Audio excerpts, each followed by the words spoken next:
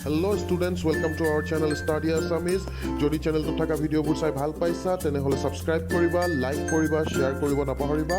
Etia bola jao azir video to arambho koribole. ছাত্ৰ ছাত্ৰীসকল তোমালোকে চাই আছা ষ্টাডি আছামিজ আৰু আজি আমি আৰম্ভ কৰিবলৈ লৈছোঁ নৱম মানৰ অসমীয়া সাহিত্য চয়নিকাৰ পোহৰৰ বাটে আগবঢ়া গাঁওখন পাঠ নং 10 আৰু যিসকল ছাত্ৰ ছাত্ৰীয়ে মোৰ এই চেনেলটো নতুনকৈ চাবলৈ আৰম্ভ কৰিছে তেওঁলোকে সাবস্ক্ৰাইব কৰিবা আৰু যিসকলে অলৰেডি সাবস্ক্ৰাইব কৰি থৈছে তোমালোকে ভিডিঅ'টো লাইক কৰিবা শ্বেয়াৰ কৰিবা আৰু এতিয়া আমি আৰম্ভ কৰিবলৈ লৈছোঁ পোহৰৰ বাটে আগবঢ়া গাঁওখন।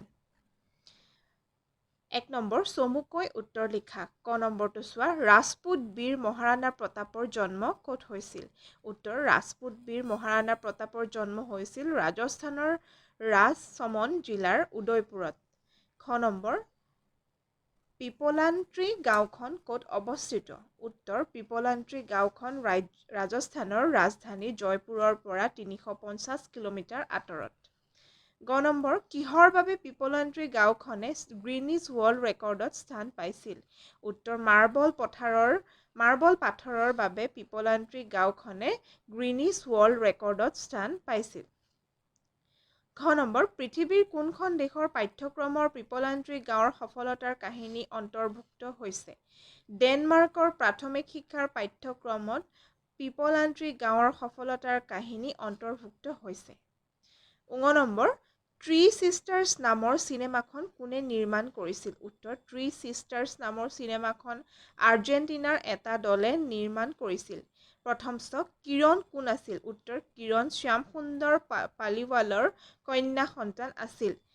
দ্বিতীয় নম্বৰ ৰাখী বন্ধনৰ দিনা পিপলান্ত্ৰী গাঁৱৰ ছোৱালী আৰু বোৱাৰীসকলে কি কৰে? উত্তৰ ৰাখী বন্ধনৰ দিনা পিপলান্ত্ৰী গাঁৱৰ ছোৱালী আৰু বোৱাৰীসকলে গছত ৰছী বান্ধে আৰু ইয়াৰ দ্বাৰা গছ আৰু মানুহৰ মাজত সম্পৰ্ক আৰু অধিক গভীৰ হৈ পৰে। বৰ্গীয় জ নম্বৰ কিৰণ নিধি যোজনাৰ আঁৰৰ মানুহজন কোন? উত্তৰ কিৰণ নিধি যোজনাৰ আঁৰৰ মানুহজন হ'ল শ্যাম সুন্দৰ পালিৱাল। জ কোনো এজন মানুহৰ মৃত্যুত পিপলান্ত্ৰী গাঁৱৰ মানুহে কি কৰে? কোনো এজন মানুহৰ মৃত্যুত পিপলান্ত্ৰী গাঁৱৰ মানুহে মৃতকৰ স্মৃতিত 11টা গছপুলি ৰোপণ কৰে। প্ৰশ্ন নং 2 পিপলান্ত্ৰী গাঁৱৰ পৰিৱেশ কিয় দূষিত হৈছিল? উত্তৰ মাৰ্বল পাথৰৰ বাবে গ্ৰীনিছ ৱৰ্ল্ড ৰেকৰ্ডত স্থান লাভ কৰা পিপলান্ত্ৰী গাঁৱত ডাঙৰ ব্যৱসায়ীসকলে বৃহৎ মাৰ্বল খনি আৰম্ভ কৰে। এই বৃহৎ খনিবোৰৰ ফলত প্ৰকৃতি ধ্বংস হোৱাৰ লগে লগে প্ৰাকৃতিক সম্পদো ব্যৱসায়ীৰ হাতলৈ যায়। মাৰ্বল পাথৰ আহৰণৰ বাবে খনিবোৰত দিনে নিশাই কাম চলাৰ ফলত পিপলান্ত্ৰী গাঁৱৰ পৰিৱেশ দূষিত হয়। প্ৰশ্ন নং 3 শ্যাম সুন্দৰ পালিৱাল কোন? পিপলান্ত্ৰী গাঁওখন পৃথিৱী বিখ্যাত হোৱাত তেওঁৰ অৱদান সম্পৰ্কে চমুকৈ লিখা। উত্তৰ শ্যাম সুন্দৰ পালিৱাল হ'ল পিপলান্ত্ৰী গাঁওখনত পুনৰ জীয়াই তোলাৰ আঁৰৰ ব্যক্তি। পিপলান্ত্ৰী গাঁওখন পৃথিৱী বিখ্যাত তেওঁৰ অৱদান। 2005 পৰা 2010লৈকে চনটো শ্যাম সুন্দৰ পালিৱালে গাঁওখনৰ মুখিয়ালৰ দায়িত্বত থকা কালত তেওঁৰ একক আৰু মহৎ প্ৰচেষ্টাই গোটেই গাঁওখনকে এটা নতুন জীৱন দিলে। তেওঁ গাঁৱৰ প্ৰতিগৰাকী লোকক 4টা দায়িত্ব অৰ্পণ কৰে। সেই 4টা দায়িত্ব হ'ল কন্যা সন্তানক ল'ৰা সন্তানৰ দৰে ভালকৈ ডাঙৰ দীঘল কৰা, পানী সংৰক্ষণ কৰা, গছ-গছনি ৰুই প্ৰতিপালন কৰা আৰু খেতি-বাতি কৰি নিজৰ প্ৰয়োজন পূৰ কৰা। তাৰোপৰি তেওঁ কিৰণ নিধি যোজনাৰ অধীনত গাঁওখনত জন্ম হোৱা প্ৰতিজনী কন্যা সন্তানৰ নামত ৰাইজে 111টা গছপুলি ৰোপণৰ ব্যৱস্থা কৰে। এনেদৰে তেওঁ প্ৰকৃতিৰ সুৰক্ষাৰ ব্যৱস্থা কৰি পিপলান্ত্ৰী গাঁওখনক পৃথিৱী বিখ্যাত হোৱাত সহায় কৰিছিল। বুজি পাইছা ছাত্ৰ ছাত্ৰীসকল কুৱেশ্যন এনচাৰ্ছসমূহ? নেক্সট কুৱেশ্যন 4 নম্বৰ কিৰণ নিধি যোজনা কি? এই যোজনাৰ অধীনত পিপলান্ত্ৰী গাঁৱৰ মানুহে কি বিশেষ 4টা দায়িত্ব পালন কৰিব লাগে? উত্তৰ কিৰণ নিধি যোজনা হ'ল শ্যাম সুন্দৰ পালিৱালে প্ৰৱৰ্তন কৰা এক আঁচনি। এই আঁচনিৰ মতে পিপলান্ত্ৰী গাঁওখনত জন্ম হোৱা প্ৰতিজনী কন্যা সন্তানৰ নামত ৰাইজে 111টা গছপুলি ৰোপণ কৰিব লাগিব। এই যোজনাৰ অধীনত পিপলান্ত্ৰী গাঁৱৰ মানুহে বিশেষ 4টা দায়িত্ব পালন কৰিব লাগে। সেই 4টা দায়িত্ব হ'ল 1 নম্বৰ কন্যা সন্তানক ল'ৰা সন্তানৰ দৰে ভালকৈ ডাঙৰ দীঘল কৰা, 2 নম্বৰ পানী সংৰক্ষণ কৰা, 3 নম্বৰ গছ-গছনি ৰুই প্ৰতিপালন কৰা, 4 নং খেতি-বাতি নিজৰ প্ৰয়োজন পূৰণ কৰা।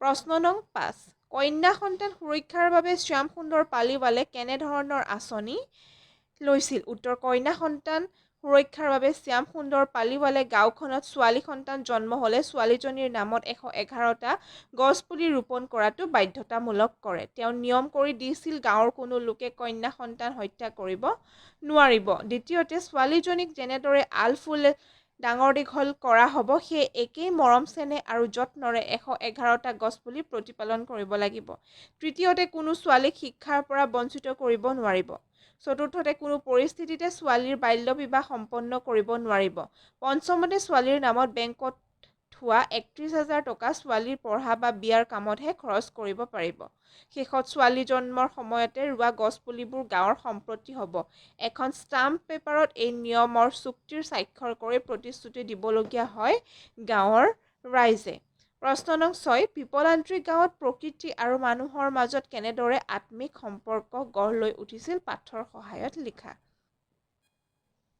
উত্তৰ পিপলান্ত্ৰী গাঁৱত শ্যাম সুন্দৰ পালিৱালৰ নেতৃত্বত গাঁওখনত কন্যা সন্তান জন্ম হ'লে প্ৰতিজনী কন্যা সন্তানৰ নামত ৰাইজে 111টা গছপুলি ৰোপণ কৰিব লাগিছিল আৰু এই কাম কিৰণ নিধি যোজনাৰ অধীনত আৰম্ভ হয় ছোৱালীজনীৰ জন্মৰ সময়ত ৰোৱা গছপুলিবোৰৰ ছোৱালীজনীৰ বিয়াৰ বয়সলৈ একোজোপা পূৰ্ণাংগ গছলৈ ৰূপান্তৰিত হয় আৰু 111 জোপা গছৰ মূল্যৰ ভালেখিনি বৃদ্ধি পায় এইবোৰ গাঁওখনৰ মূল্যৱান সম্পত্তি হৈ পৰে কিন্তু গছে দিয়া অক্সিজেন তাতোকৈও অধিক মূল্যৱান গতিকে প্ৰতিটো গছপুলিক এজোপা পূৰ্ণাংগ গছলৈ ৰূপান্তৰিত কৰাৰ দায়িত্ব গাঁৱৰ প্ৰতিজন লোকেই পালন কৰি আহিছে ৰাখী বন্ধনৰ দিনা গাঁৱৰ ছোৱালী আৰু মহিলাসকলে গছত ৰছী বান্ধে আৰু ইয়াৰ দ্বাৰা গছ আৰু মানুহৰ মাজত আত্মিক সম্পৰ্ক গঢ় লৈ উঠে বুজি পাইছা ছাত্ৰ ছাত্ৰীসকল আৰু যদি বুজি পোৱা নাই তেতিয়াহ'লে মোক কমেণ্ট কৰি তোমালোকে জনাবা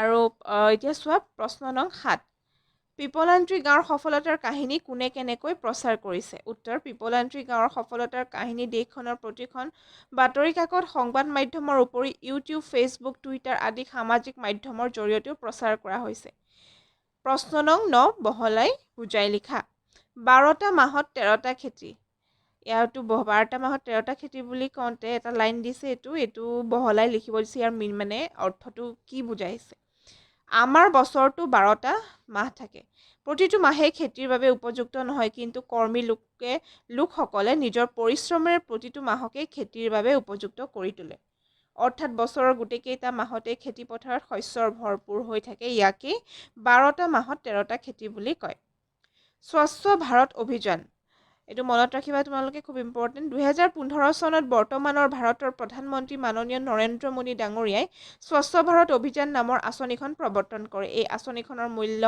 মূল উদ্দেশ্য হ'ল এখন নিকা স্বচ্ছ প্ৰদূষণমুক্ত ভাৰত গঢ়ি তোলা প্ৰতিগৰাকী নাগৰিকে নিজৰ ঘৰখন সমাজখন দেশখন চাফ চিকুণকৈ ৰখাৰ বাবে দায়বদ্ধ নম্বৰ সামাজিক দায়বদ্ধ সামাজিক মাধ্যম অৰ্থাৎ ছ'চিয়েল মিডিয়া বৰ্তমান সময়ৰ আটাইতকৈ ক্ষীপ্ৰ আৰু শক্তিশালী প্ৰচাৰ মাধ্যম তোমালোকে জানাই সকলোৱে ফেচবুক ইউটিউব টুইটাৰ হোৱাটছআপ আদিৰ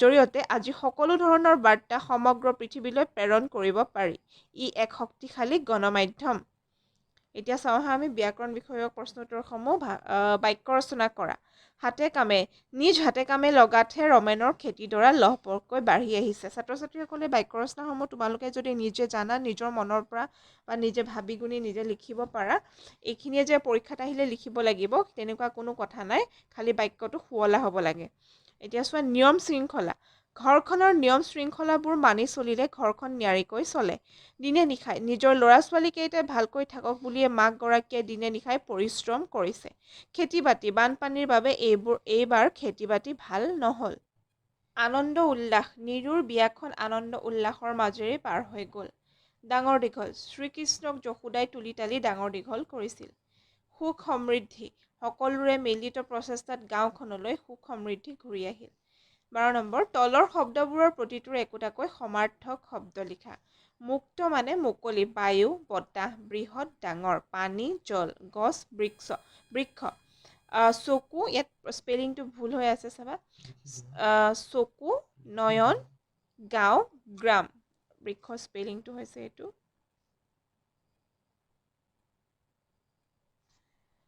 13 নম্বৰ তলৰ উপসৰ্গ কেইটাৰ একোটা শব্দ গঠন কৰা প্ৰতিদান অধিগ্ৰহণ উপকাৰ অৱৰোধ দূৰ সংযোগ ছাত্ৰ ছাত্ৰীসকল পাঠটো ইমানতে অন্ত পৰিল মই আকৌ এবাৰ কৈছোঁ তোমালোকে যদি নোট ডাউন কৰা নাই তেতিয়াহ'লে তোমালোকে ডেছক্ৰিপশ্যনত গৈ তাতে লিংক দিয়া থাকিব তাৰ পৰা একেবাৰে বিনামূল্যে PDF ডাউনলোড কৰি ল'বা আৰু মোৰ চেনেলটো যদি ভিডিঅ'টো চাই যদি ভাল পালা তেতিয়াহ'লে লাইক কৰিবা তোমালোকৰ বন্ধু বান্ধৱীৰ লগত শ্বেয়াৰ কৰিবা সিহঁতৰো উপকাৰ হ'ব আৰু ছাবস্ক্ৰাইব কৰিবা নতুন যিসকলে মোৰ চেনেলটো চাবলৈ আৰম্ভ কৰিছে লগতে বেল আইকনটো প্ৰেছ কৰিবা ধন্যবাদ